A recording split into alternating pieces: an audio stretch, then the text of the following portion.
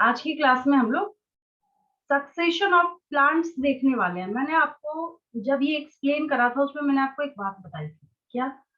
अगर आप succession word सुनते हैं, क्या सुनते हैं? हालांकि इंग्लिश का वर्ड है, एक नॉर्मल सा वर्ड है, that is succession of plants. और इसको मैंने आपको एक डायग्राम से समझाया था जो नेक्स्ट पेज पे आपको दिया हुआ है। इस डायग्राम को जब हम लोग समझना स्टार्ट करते हैं तो मैंने आपको प्रीवियस लेक्चर में क्या बताया था, इस डायग्राम में सबसे पहले क्या है, यहाँ पे फाइटोप्लैंक्टन, अब आपको दिख नहीं रहा है। फाइटोप्लैंक्टन एक्चुअली यहाँ पे किसको बोला जा रहा है? एल्गी को बोला जा रहा है। फाइटोप्लैंक्टन का मतलब है कि वाटर के लेवल पे यहाँ पे फाइटो मीन्स प्लांट और प्लैंक्टन मतलब होता है दैट मूव्स पैसिवली, जो पैसिवली मूव करता है उसको हम लोग प्लैंक्टन बोलते हैं। ठीक है, तो पहले ये क्या था? फाइटोप्लैंक्टन थे यहाँ पे, मतलब बिल्कुल प्रिमिटिव। अच्छा, फाइटोप्लैंक्टन अगर थे दैट मीन्स कि ये क्या है? थैलोफाइटो। और जब भी आपने कभी भी इवोल्यूशन ऑफ प्लांट्स पढ़ा है तो आपको उसमें ये बात भी पता है कि सबसे पहले जो इवॉल्व हुए वो कौन थे? थैलोफाइट्स थे। ठीक है, तो सबसे पहले यहाँ पे फाइटोप्लैंक्टन हुए, फिर क्या हुआ?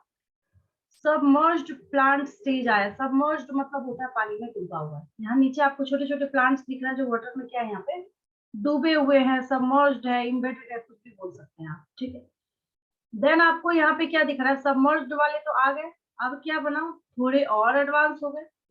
अगर कोई प्लांट वाटर लेवल के ऊपर फ्लोट करता है उसको बहुत ज्यादा एडवांसमेंट की रिक्वायरमेंट होती है, दैट मीन्स कि ये नीट का क्वेश्चन है। उसके पास एक special type of tissue present होता है जिसको हम लोग एरेनकाइमा बोलते हैं। नीट का क्वेश्चन 9th क्लास का है तो दोबारा मैं इसके ऊपर एक्सप्लेनेशन स्टार्ट नहीं करूंगी, बट मैं इतना आपको जरूर बताऊंगी कि आपने जो पढ़ा था कि कौन प्लांट्स को वाटर में फ्लोट कराने में हेल्प करता है, तो एरेनकाइमा जो है ये प्लांट्स को बायंसी प्रोवाइड करता है, जिसकी वजह से ये क्या करते हैं? वाटर में फ्लोट करते हैं। ये क्या करता है? एरेनकाइमा क्या करता है? Provides buoyancy. आर्किमिडीज प्रिंसिपल आपने पढ़ा होगा, उसी में आपने ये क्या पढ़ा है? बायंसी भी पढ़ा है। बायंसी प्रोवाइड करने का काम करता है जिसकी वजह से वाटर में ऊपर फ्लोट करते हैं। फिर क्या आएगा? थोड़े और ये झाड़ीदार हो गए, मतलब रीड स्वैम्प स्टेज आया। फिर क्या आया? मार्श मेडो स्टेज। मतलब अब ये इतने ज्यादा केपेबल हो गए कि ये वाटर लेवल से भी ऊपर चलते चले गए। वाटर जो धीरे धीरे, अब भाई प्लांट के अगर रूट्स है या ट्री का रूट है तो उसके पास अच्छी खासी वाटर होल्डिंग कैपेसिटी खुद की होती है। तो आपने धीरे धीरे देखा होगा कि यहाँ पे वाटर जो है वो लेवल कम हो गया, खत्म हो गया। फिर क्या हो गया? स्क्रब स्टेज आया, छोटे छोटे झाड़ीदार पौधे भी हैं, ट्री भी है यहाँ पे, और लास्ट में तो जाके एक फॉरेस्ट बन गया। क्या बोलने का मतलब है? बोलने का ये मतलब है कि ये फॉरेस्ट जो है ये पास्ट के टाइम में फाइटोप्लैंक्टन था। ये फॉरेस्ट जो है काफी सालों पहले पास्ट के टाइम में क्या था? फाइटोप्लैंक्टन था। ठीक है, तो आपको नीट के एग्जाम में क्वेश्चन क्या दिया जाता है? आपको नीट के एग्जाम में बोला जाता है कि ये जितने भी स्टेजेस आपको यहाँ पे दिख रहे हैं या तो आप खुद ही अरेंज कीजिए, मतलब वहां पे हैपोजेटली मैनर में आपको दे दिया जाएगा, या तो आपको अरेंज करना है। अरेंज अगर आपको नहीं करना है तो एक हो सकता है फिल इन द ब्लैंक्स दे दिया जाए। तो वहां पे ये सीरीज जो होती है वो बच्चों को याद रखनी पड़ती है। जो ये सीरीज आपको यहाँ पे नजर आ रहा है दैट इज सबसे पहले कौन आए? सबसे पहले आपको कुछ नहीं करना है, कोई दिमाग नहीं लगाना, मैंने आपको समझा दिया कि सारी चीजें क्या है। सबसे पहले यहाँ पे क्या आया? फाइटोप्लैंक्टन। ठीक है, फाइटोप्लैंक्टन के बाद देन बी नंबर पे सबमर्ज्ड। बी नंबर पे आया submerged plant stage. Plant stage, ठीक है। देन आपके पास आया सबमर्ज्ड, मतलब ये तो था ही, ये रहेगा। अच्छा, एक चीज और है, मैं कंफ्यूजन दूर कर दूं आपकी, इसका ये बिल्कुल भी मतलब नहीं है कि सबमर्ज्ड प्लांट स्टेज आया तो फाइटोप्लैंक्टन खत्म हो जाएंगे, नहीं। वो तो रहेगा ही रहेगा ना, फाइटोप्लैंक्टन तो आज की डेट में भी। बट वो कैसे, किस तरीके से एडवांसमेंट की तरफ जा रहा है, बस आपको ये सीखना है। ठीक है, तो ये तो है ही है। इसके साथ साथ क्या आया? सबमर्ज्ड तो खैर है ही है, तो यहाँ पे हो गया submerged free floating. Free floating, ऐसा नहीं हो कि किसी के साथ बधा रहेगा अच्छा खासा। अब ये free floating plant stage, free floating plant stage, जहां मैंने आपको एक एडिशनल स्टोरी ये सुनाई कि ये फ्री फ्लोटिंग होता है just because of presence of aerenchyma, AERENCHYMA। Aerenchyma एक टिश्यू है जो कि प्लांट्स को बायंसी प्रोवाइड करने का काम करता है, जिसकी वजह से वो प्लांट्स इजिली फ्लोट कर सकते हैं वाटर में। ठीक है, तो इसको आप लोग नोट करते जाइएगा साथ के साथ। मुझे एरेनकाइमा का यहाँ यूज नहीं था तो मैंने हटा दिया, आपने नोट कर लिया होगा। देन देखिए नेक्स्ट हम लोग यहाँ पे ये देखते हैं, देन क्या आया हमारे पास, reed swamp stage.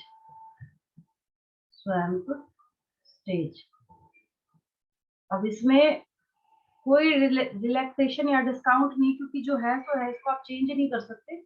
Then Marsh Medo stage, Marsh Medo stage.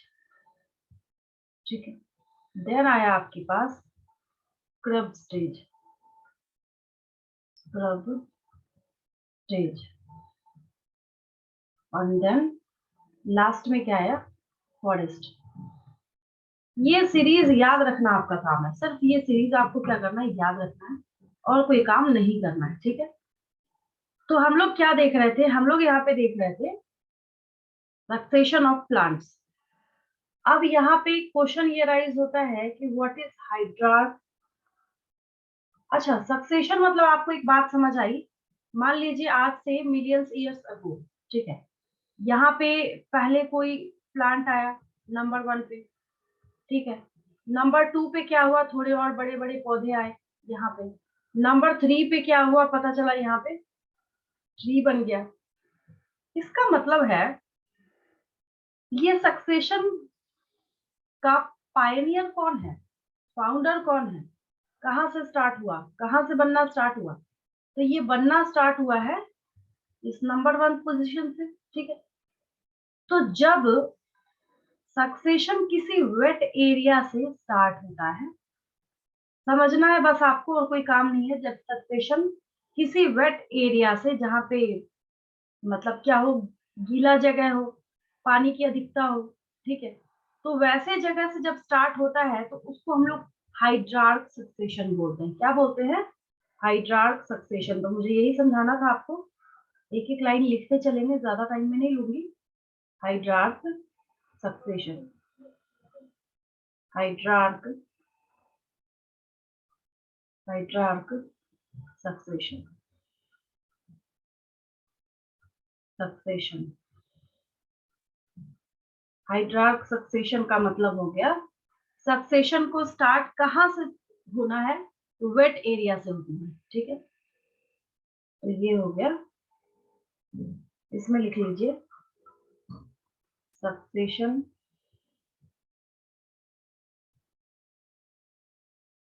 Initiates, initiates from wet area, wet areas. तो हम लोग इसको क्या बोलते हैं, हम लोग इसको हाइड्रार्क सक्सेशन बोलते हैं। ठीक है, अब इसका क्या मतलब हुआ कि ये किधर से किधर की तरफ जा रहा है, तो ये ऐसे रिप्रेजेंटेशन करते हैं हम लोग याद करने के लिए। इसका मतलब ये है कि ये पानी वाले से, यानी हाइड्रिक, HYDRIC, यानी कि हाइड्रिक से किधर मूव कर रहा है, ये हाइड्रिक से मूव कर रहा है मेसिक कंडीशंस की तरफ। Hydric to mesic, mesic conditions, hydric to mesic conditions की तरफ क्या हो रहा है, ये मूव कर रहा है। अब इसका उल्टा क्या है, जेराक सक्सेशन। ठीक है, XERO0। अच्छा, जीरोफाइट्स किसको बोलते हैं, जीरोफाइट्स हम लोग वैसे प्लांट्स को बोलते हैं जो ऐसे डेजर्ट एरियाज वगैरह में होते हैं ना, उनको हम लोग जीरोफाइट्स बोलते हैं। इसका मतलब zero means dry. Zero means क्या मतलब निकला, मोरल ऑफ द स्टोरी क्या निकला कि अच्छा आप बोलेंगे हमें समझ आ गया, जीरो मीन्स ड्राई होता है। ठीक है, तो यहाँ पे ये ड्राई कंडीशंस में जब वहां से सक्सेशन स्टार्ट होगा तो हम लोग उसको टर्म दे देंगे जेरार्क सक्सेशन। क्या बोलेंगे हम लोग उसको, जेरार्क सक्सेशन। नेक्स्ट लिख लीजिए, हाइड्रार्क तो हो गया, नेक्स्ट लिख लीजिए xerarch, XERARCH। Xerarch succession, xerarch succession. ये कहाँ से स्टार्ट होगा? तो succession initiates from dry areas, और आप क्या लिख सकते हैं? Succession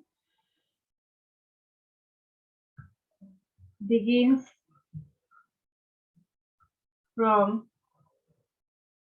dry area. कहाँ से शुरू होगा? ये ड्राई एरिया से स्टार्ट होगा, ठीक है। तो hence both hydrarch and xerarch succession lead to medium water conditions. जहां मीडियम वाटर कंडीशन होता है उसको लोग मेसिक बोलते हैं। क्या बोलते हैं? तो इसकी कहानी क्या थी? इसको हाइड्रिक टू मेसिक कंडीशन को फॉलो करना था, और इसकी कंडीशन क्या है? इसको जेरिक टू मेसिक कंडीशन को, मतलब दोनों का लक्ष्य एक ही है, दोनों का एक एम जो है वो एक ही है। तो इसका हो जाएगा ये जेरिक, XERIC, ये xeric to mesic conditions, xeric to mesic conditions, xeric to mesic conditions वो ये क्या करेगा? फॉलो करेगा, ठीक है। दोनों का अच्छा, दोनों का एम तो एक ही है ना, इसको भी मेसिक कंडीशन अक्वायर करना है, इसको भी। जो बहुत ज्यादा पानी में डूबा रहता है वो सोचता है काश मेरे पास भी थोड़ी ऐसी कैपेबिलिटी होती कि मैं बहुत अच्छे तरीके से खुद को सॉइल में ग्रो करा पाता, ठीक है। जो जेरिक वाला होगा, ड्राई कंडीशन में होगा, वो सोचेगा काश मेरे पास भी इतना ऑप्टिमम वाटर होता कि मैं भी अच्छी तरीके से वहां पे ग्रो कर सकता। दोनों का एम और लक्ष्य तो एक ही है। तो बस हाइड्रार्क सक्सेशन को हाइड्रिक टू मेसिक में कन्वर्ट होना है, और जेरार्क सक्सेशन जो है इसको जेरिक टू मेसिक में कन्वर्ट होना है। छोटी सी बात है, ठीक है। अब मैंने आपको एक बात बताई थी कि एक, जैसे अभी मैंने आपको समझाया कि जहां से स्टार्ट होता है, जहां से इसकी बिगिनिंग होती है, तो इसको शुरुआत करने वाले जो स्पीशीज होते हैं उसको हम लोग पायनियर स्पीशीज बोलते हैं। क्या बोलते हैं? पायनियर स्पीशीज बोलते हैं, ठीक है। तो जो बेयर एरिया से स्टार्ट करते हैं उसको हम लोग क्या बोलते हैं? पायनियर स्पीशीज बोलते हैं, ठीक है। इसमें हम लोग लिख लेते हैं succession initiates from Pioneer species, ऐसे भी लिख सकते हैं। अब जैसे मान लीजिए यहाँ पे आपको बताया जा रहा है the species that invade a bare area are called pioneer species.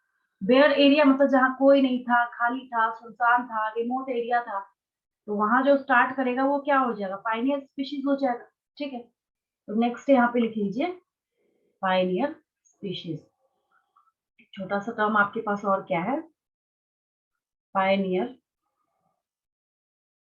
Pioneer species, ठीक है।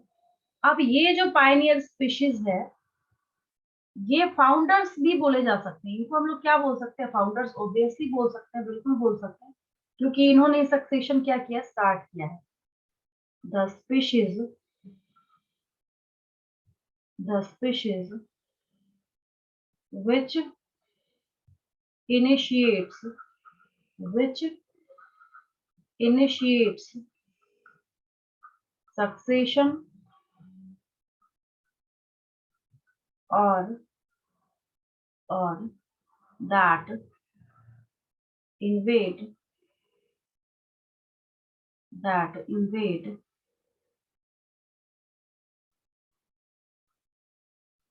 bare और remote area, bare area। Finish हो गया। आगे फटाफट सुन लीजिए, आगे क्या है इसमें। हाँ, इसको लिख लेंगे आप लोग। तो ये हो गया। These later pave way to some very small plants like bryophytes। अब क्या है? ये सक्सेशन स्टार्ट हो रहा है।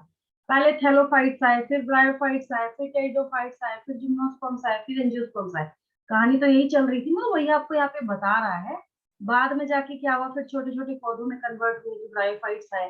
कुछ ऐसे भी आए जिनके पास ये क्षमता हुई कि स्मॉल अमाउंट ऑफ सॉइल भी अगर उनको मिले तो उसमें वो अच्छे तरीके से ग्रो कर सकते हैं। और जैसे जैसे टाइम बढ़ता गया वैसे वैसे उनका सक्सेशन भी हायर प्लांट्स में होता गया, और आगे जाके इन्होंने और भी ज्यादा स्टेजेस को शो करने का काम किया। अब जो आज के डे में, जिसने, मैंने आपको पिछली क्लास में भी ये बात बताई थी, जिसने स्टेबिलिटी को, इक्विलिब्रियम को अक्वायर करके रखा हुआ है, उसको हम क्लाइमेट कम्युनिटी बोलते हैं।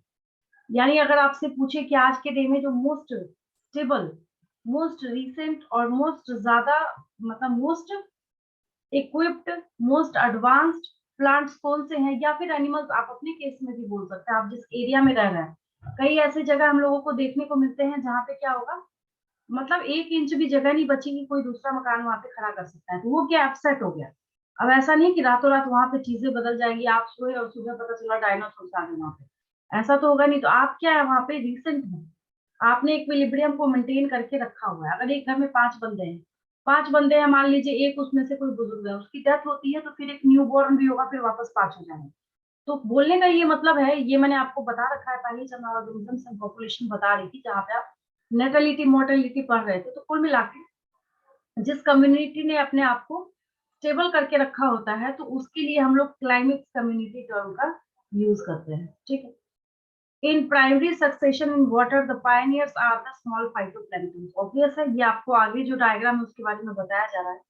फिर क्या हुआ, उनको रिप्लेस कर दिया जाता है रूटेड सबमर्ज्ड प्लांट्स के द्वारा, ठीक है। फिर कुछ रूटेड फ्लोटिंग एंजियोस्पर्म्स आते हैं, फिर क्या आएंगे, फ्री फ्लोटिंग प्लांट्स आएंगे। फिर क्या होगा, रीड्स, वही जो आपने लिखा है ना, वही यहाँ पे भी आपको मेंशन किया, मार्श मेडो, फिर स्क्रब स्टेज आएगा, फिर फाइनली ट्रीज आएंगे जो कि फॉरेस्ट बनाने का काम करता है। The climax again would be a forest. अब यहाँ पे क्या है, जैसे जंगल है बहुत सारे, वो सब क्या है, वो वहां पे उसने स्टेबिलिटी को मेंटेन करके रखा हुआ है। With time the water body is converted into land. और जैसे आपने देखा होगा, मैंने तो देखा है, छोटे में एक गांव में मैंने देखा था, एक छोटा सा पॉन्ड था। मैं वहां पे जाके देखती हूँ, वो पूरा ही तालाब सूख गया है, पता ही नहीं चलता कि वहां पे कोई पॉन्ड था, जंगल से हो गया वहां पे। तो धीरे धीरे वाटर जो है वो कन्वर्ट हो जाता है किसमें, लैंड एरिया में कन्वर्ट हो जाता है, ठीक है। The secondary succession, the species that invade depend on the condition of the soil, availability of water, the environment, as also the seeds or other propicues present. अब ये सारी चीजें किस पे डिपेंड करती है, आप उसको हवा कैसा देते हैं, पानी कैसा देते हैं, सॉइल कैसा देते हैं, इन्वायरमेंट कैसा देते हैं, ठीक है। Since soil is already there, the rate of succession is much faster, and hence climax is also reached more quickly. What is important to understand is that succession, particularly primary succession, is a very slow process. हाँ, primary succession जो है वो काफी slow process है, लेकिन उसमें अगर फेरबदल करके सेकेंडरी सक्सेशन को स्टार्ट करना है तो वो काफी फास्ट होता है, क्योंकि बेचारा जो पायनियर था प्राइमरी सक्सेशन को स्टार्ट करने वाला, उसने सारी फैसिलिटीज को वहां पे ऑलरेडी देखे रखा हुआ है, जिसकी वजह से अगर आपसे कल को जाके कोई पूछे कि ज्यादा रेट किसका होता है, तो ज्यादा रेट किसका होता है, सेकेंडरी सक्सेशन का होता है। मैं एक लाइन लिख देती हूँ, यहाँ पे नोट कर देती हूँ। The rate of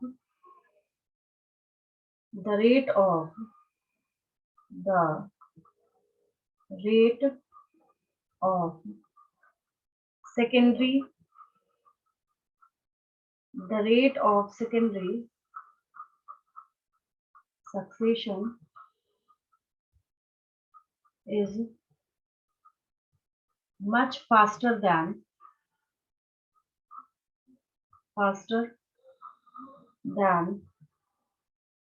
primary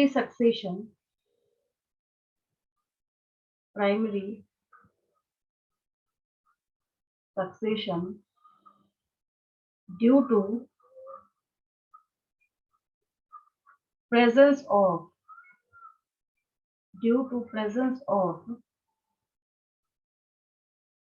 more raw materials for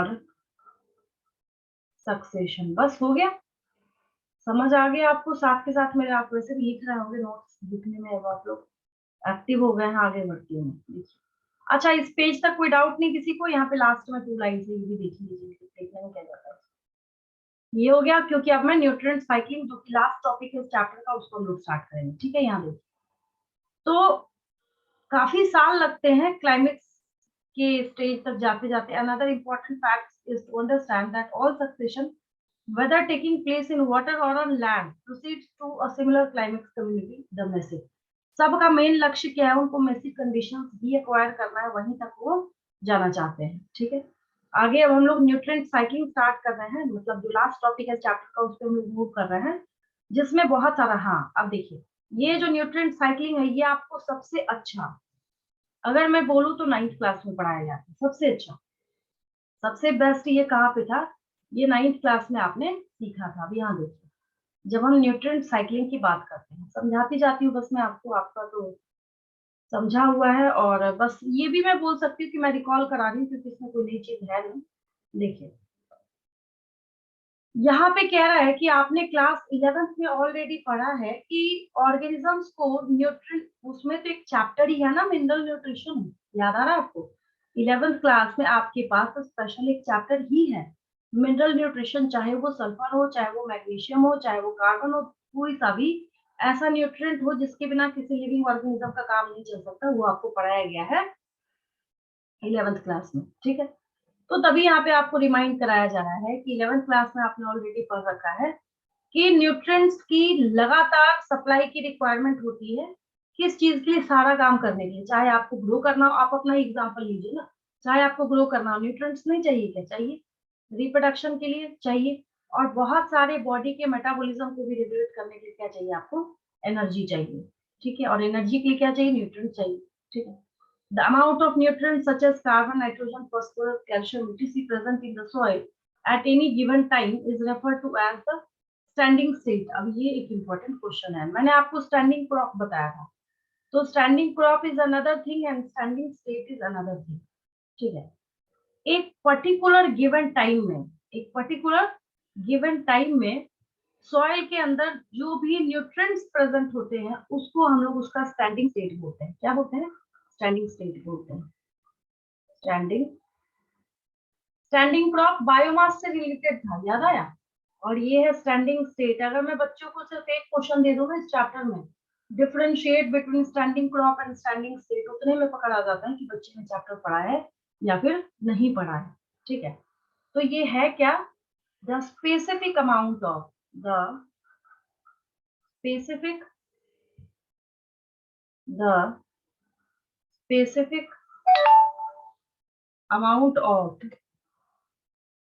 the specific amount of nutrients. ठीक है, present present in the soil at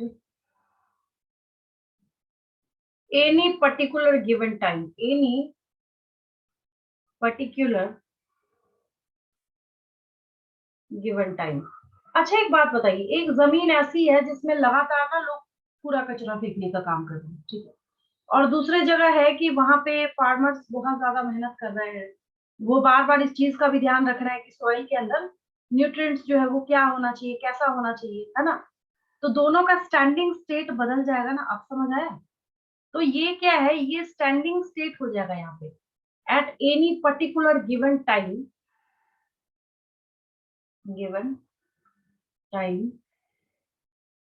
is termed as is termed as standing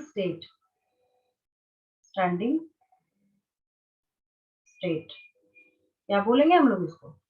standing state बोलेंगे। क्या बोलेंगे हम लोग इसको? स्टैंडिंग स्टेट बोलेंगे। समझ आया? एज फॉर एग्जाम्पल, आप कितना न्यूट्रिएंट लिखना चाहते हैं लिखिए, जैसे कार्बन, नाइट्रोजन, हाइड्रोजन, ऑक्सीजन, है ना, फास्फोरस, सल्फर, तो जो भी लिखना चाहते हैं यहाँ पे, कैल्शियम, ईटीसी। तो ये सब क्या है? ये सारी चीजें होती है ना सॉइल में। पता चला कि वहां का जो सॉइल है उसमें न्यूट्रिएंट का अमाउंट बिल्कुल नील है, तो उसको हम क्या बोलेंगे? उसका स्टैंडिंग स्टेट बहुत पुअर है, तो इसको स्टैंडिंग स्टेट से डिनोट किया जाता है। बस इतनी छोटी सी बात है, और कोई इसमें स्पेशल समझने वाली चीज नहीं है। आगे देखिए, what is important is to appreciate that nutrients which are never lost from the ecosystems, rather they are recycled time and again indefinitely। The movement of nutrient elements through the various components of an ecosystem is called nutrient cycle। Cycle का मतलब ये है कि जिस चीज की और जिस कहानी की शुरुआत आपने जहां से करी है वहीं पे जाके उसको एंड कर दीजिए, दैट इज साइकिल। वही चीज यहाँ पे भी बोला जा रहा है। हाँ, आगे जाके क्या है? Another name of nutrient cycling is. अब क्वेश्चन बच्चे पूछते हैं, मैडम हम इसको बायो जियो केमिकल साइकिल क्यों बोले? समझ लीजिए, बायोजियोकेमिकल साइकिल। बायोजियोकेमिकल साइकिल क्यों बोले? बायो मतलब लिविंग, मतलब ये लिविंग सिस्टम से कंसर्न्ड है। जियो मतलब अर्थ, बिना अर्थ के, बिना धरती के रोल के आप किसी भी न्यूट्रिएंट साइकिलिंग की पढ़ाई कर सकते हैं क्या? न्यूट्रिएंट हवा में उड़ता तो रहता नहीं है, ये अर्थ के क्रस्ट की लेयर में पाया जाता है, तो यहाँ पे जियो भी लगाया है। केमिकल, सारा गेम तो केमिकल्स का ही है। फास्फोरस साइकिल, फास्फोरस क्या है? Oxygen cycle, nitrogen cycle, hydrogen cycle, जो भी साइकिल है यहाँ पे, तो वो क्या है? केमिकल। और साइकिल मतलब जिस स्टोरी को आप जहां से स्टार्ट कर रहे हैं वहीं ले जाकर उसको फिनिश कर दीजिए। तो न्यूट्रिएंट साइक्लिंग का ही दूसरा नाम बायोजियोकेमिकल साइकिल है। और ये बायोजियोकेमिकल साइकिल या न्यूट्रिएंट साइक्लिंग जो है वो दो तरह का होता है। पहला है गैसियस और दूसरा है सेडिमेंट्री। इसको मैं हटा देती हूँ यहाँ से क्योंकि मैं समझाती जा रही हूँ। आपको जहां समझ नहीं आएगा आपको वहां इंस्टेंटली मेरे से पूछते जाइएगा। देखिए ऐसे कर देती हूँ,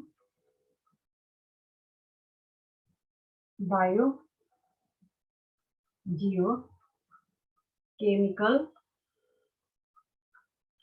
साइकिल और न्यूट्रिएंट साइकिल, समझ आ जाएगा, दोनों एक ही है। Nutrient cycle. अब ये दोनों जो है ये क्या है? मतलब एक ही है दोनों। और ये दो तरह के होते हैं जिसमें से पहला जो है that is gaseous, that is gaseous. और दूसरा है यहाँ पे सेडिमेंट्री। दूसरा क्या है यहाँ पे? सेडिमेंट्री। ठीक है, तो ये गैसियस है और ये क्या है? सेडिमेंट्री। अब समझना है हमें इनको। गैस बहुत आसान है, बहुत इजी है। जहां पे कोई एक पर्टिकुलर गैस हो, ठीक है, और उसके साइकिल के बारे में हम पढ़ेंगे, दैट इज गैसियस साइकिल। जैसे अगर हम यहाँ पे देखें, एक कार्बन साइकिल का व्यू यहाँ पे आपको समझाया हुआ है, ठीक है, इससे ज्यादा आपको समझने की जरूरत भी नहीं है। सेम यही 9th क्लास में बना हुआ था, डायग्राम्स इतने नहीं थे, वहां पे रिप्रेजेंटेशन के थ्रू बताया हुआ था। इससे अच्छा कार्बन साइकिल आप भी बना सकते हैं। साइकिल में करना क्या है? बहुत आसान सा काम है, समझते जाइए। जहां समझ नहीं आएगा मुझे बोल दीजिएगा। मैं बना नहीं रही आपके टाइम को सेव करने के लिए, क्योंकि आपको फाइनल एग्जाम्स की प्रिपरेशन भी करनी है। देखिए आपके एटमॉस्फेयर में कार्बन डाइऑक्साइड होता है, आप बोलेंगे हाँ होता है, ठीक है।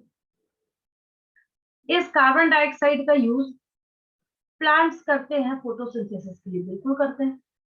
तो प्लांट्स ने जब फोटोसिंथेसिस किया तो क्या वो फूड चेन में एंटर नहीं करेगा? बिल्कुल करेगा, क्योंकि मैंने आपको सिखा रखा है कि आप जब देखते हैं फूड चेन, तो प्रोड्यूसर्स है, प्रोड्यूसर तो यही हो गया ना, इसके ऊपर प्राइमरी कंज्यूमर सरवाइव करेंगे, जैसे यहाँ पे ये काऊ है, ठीक।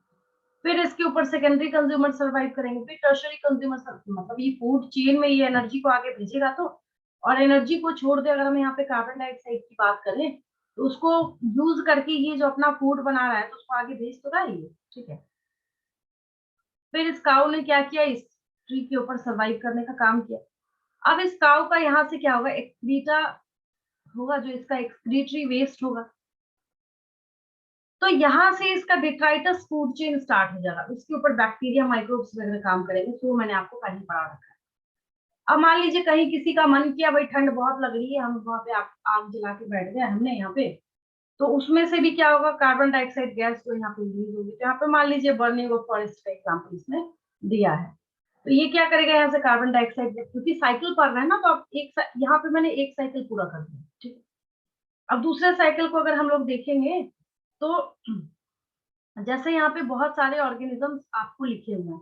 अब जैसे फिशेज वगैरह हैं, तो वाटर में कार्बन डाइऑक्साइड को क्या कर रहा है? रिलीज करने का काम कर रहा है, ठीक है। इसके अंदर भी क्या है? यहाँ पे डिकेइंग ऑर्गेनिजम्स है। और एक बहुत इंपॉर्टेंट बात है जो बच्चा कभी ध्यान देता ही नहीं, इसको समझते हो, यहाँ पे कैलकेरियस सेडिमेंट्स लिखा है।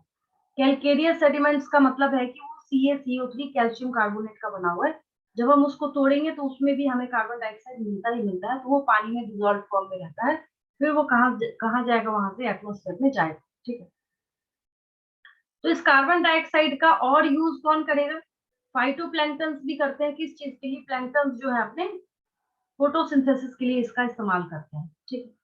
फिर क्या है यहाँ पे? मतलब कुल मिला के यहाँ पे बहुत सारे साइकिल्स जो है आपको बनाए गए हैं। यहाँ पे एक आपको कार बनाया गया है, यहाँ पे कोई भी मोटर व्हीकल मान लीजिए, है ना। तो जब यहाँ पे भी क्या होगा, फ्यूल के जलने के बाद, कोल के जलने के बाद, ऑयल एंड गैस किसी भी चीज से, तो हो गया क्या, combustion of fossil fuels for vehicles, electricity and heat, सब के through carbon dioxide gas release होगा। और जो कार्बन डाइऑक्साइड गैस को जाना कहाँ है, जाना है उसको एटमॉस्फेयर में वापस। तो ये क्या है, ये ड्रामेबाजी हमेशा चलती रहती है, साइकिल जो है हमेशा चलता रहता है।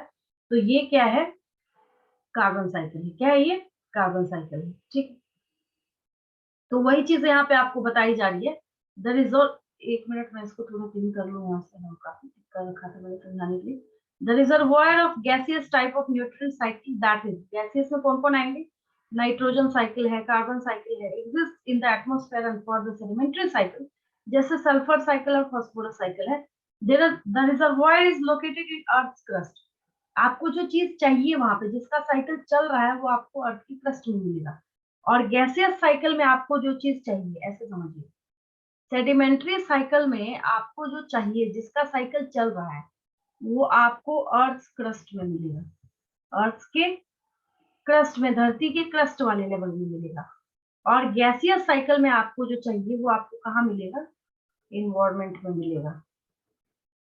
कहाँ मिलेगा आपको, इन्वायरमेंट में मिलेगा। ठीक है। अब गैसियस साइकिल की अगर हम लोग एग्जाम्पल की यहाँ पे बात करते हैं, तो गैसियस साइकिल के एग्जाम्पल में, जैसे अभी अभी आपने क्या सीखा, कार्बन साइकिल, देन आपने क्या सीखा, मतलब आगे देखिएगा, नाइट्रोजन साइकिल, नाइट्रोजन साइकिल नहीं लिख रही, मेरे पास उतना स्पेस अवेलेबल नहीं है।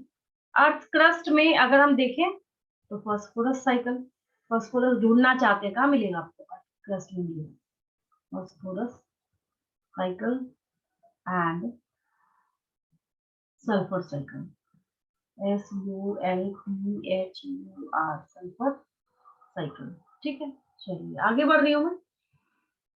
तो ये सब क्या है, सेडिमेंट्री साइकिल है, अर्थ की क्रस्ट में आपको मिलेगा। इन्वायरमेंटल फैक्टर्स जैसे यहाँ पे soil, moisture, pH, temperature, it is regulate the rate of release of nutrients into the atmosphere, बिल्कुल उसको अफेक्ट करता है।